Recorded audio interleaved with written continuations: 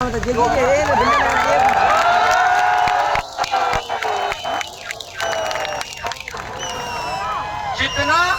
तुम बचकर निकलोगे टकराएंगे तुमसे। और बगावत किसको करनी है, ये हक की लड़ाई है तुमसे। नमस्कार, मेरा नाम अभिनय है और मैं ये सब चीजें सरकार की और एग्जाम सिस्टम को पिछले 7 साल से देख रहा हूँ। ये ऐसा नहीं है कि एक दिन में आज यहाँ तक पहुंचा है।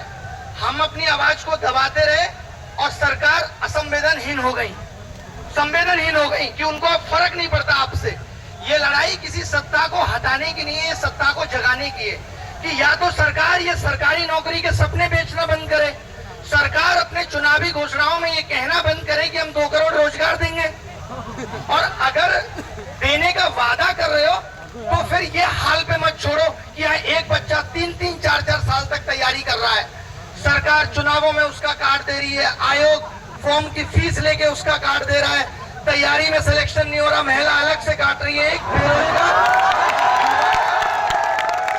एंगल पे कट रहा है, हर एंगल पे उसको हताश कर दिया जा रहा है। ये जो एसएससी की समस्या है, मैं 2 मिनट इस पे थोड़ा सीरियस प्रकाश डालना चाहूंगा, जिसको आप नहीं समझ पा रहे हैं। आपको अभी खाली ये लग रहा है कि एडीक्यूटी हटेगी और टीसीएस आ जाएगी और सब कुछ ठीक से चलता रहेगा। ये अगर ऐसा आप सोच रहे हैं तो ये आपकी सबसे बड़ी गलतफहमी है। और ये सिर्फ एक एग्जाम का हाल नहीं है। आज क्वेश्चन पेपर का रिमोट एक्सेस इतना सस्ता बिक रहा है कि आप उस दौड़ में हार गए। जब पहले महंगा बिकता था तो हर कोई नहीं ले पाता था, तो आपका भी सिलेक्शन हो जाता था। अब वो इतना सस्ता बिक रहा है कि राजस्थान और हरियाणा ही खरीद ले रहा है नौकरियां। बिहार यूपी के पास तो पैसे ही नहीं है। उसकी गरीबी का आलम है कि उसके पास तो पैसे ही नहीं है। ये राजस्थान वाले दिल पे न लें, जो खरीद रहे हैं उनको पता होगा, वो यहाँ नहीं है, वो यहाँ नहीं है। तो बात इतनी सी है कि जिस एडुकेटी की हम बात कर रहे हैं, जिस इंफ्रास्ट्रक्चर की आप बात कर रहे हो, कि आपकी यही डिमांड है सरकार से कि इंफ्रास्ट्रक्चर सुधार दो। इंफ्रास्ट्रक्चर कोई एक वर्ड नहीं है। आप सोचिए, आपके 1.5 लाख के लैपटॉप में साल भर में प्रॉब्लम आने लगती है। जो लोग यहाँ कंपनियां चला रहे हैं, उन्होंने अपने यहाँ कंप्यूटरों को ठीक करने के लिए लोग रखे हुए हैं, और यहाँ ये 10,000 के सेकंड हैंड कंप्यूटर पे आपका एग्जाम करा रहे हैं, तो कहाँ से ठीक चलेगा? और आप कह रहे हो कि इंफ्रास्ट्रक्चर ठीक कर दो। उसको ठीक करने के लिए ये मान लो कि 1 लाख नए सिस्टम चाहिए, 1.5 लाख रुपए के। यानी सरकार को 10,000 करोड़ रुपए खर्च करने पड़ेंगे अगर वो एग्जाम सिस्टम को ठीक करना चाहते हैं। मगर सरकार के एजेंडा में ये है ही नहीं। उनको तो ये सरकारी नौकरी एकदम खत्म करनी है। वो कहते हैं हमें group B, group C, group D को नौकरी देनी नहीं है। उनको जहां से वो भारत को देख रहे हैं, जिस नजरिए से, वो अगर हमारी नजर से देखें तो उनको समझ में आए कि जो बच्चा 12वीं पास ग्रेजुएट होके बैठा, उसके पास करने को क्या है।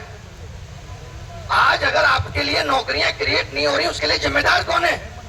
आपको 10th में कुछ नहीं सिखाया गया, आपको 12th में कुछ नहीं सिखाया गया, आपको ग्रेजुएशन में कोई स्किल नहीं दी गई, कोई इनोवेशन नहीं दिया गया।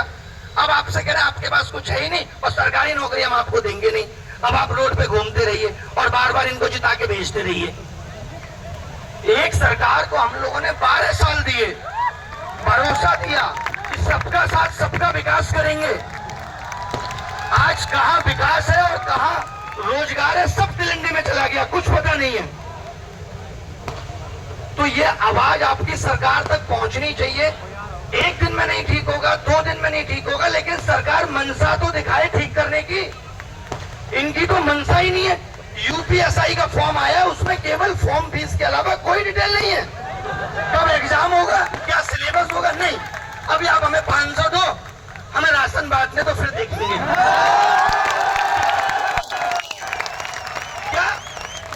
क्या सरकारें, आयोग सिर्फ जो युवा इनसे नौकरी की तलाश में आया था, उसको इन्होंने कारोबार बना दिया है? बताइए। 3-3, 4-4 साल आप तैयारी कर रहे हो, 3-3, 4-4 कोचिंगों में फीस दे रहे हो, आपका तो हर जगह ही कट रहा है। मैंने कहा अगर नौकरी ठीक तरीके से दी जाती, जैसे पहले भी दी जाती, तो इतनी आवाजें नहीं उठती। आज इतने लोगों को रामलीला मैदान में आके बैठना नहीं पड़ता। ये इस देश का दुर्भाग्य है, जहां हम कह रहे हैं हम डिजिटल इंडिया में, और यहाँ बच्चा बैठ के रो रहा है हमें माउस ठीक दे दो, हमें कीबोर्ड ठीक दे दो।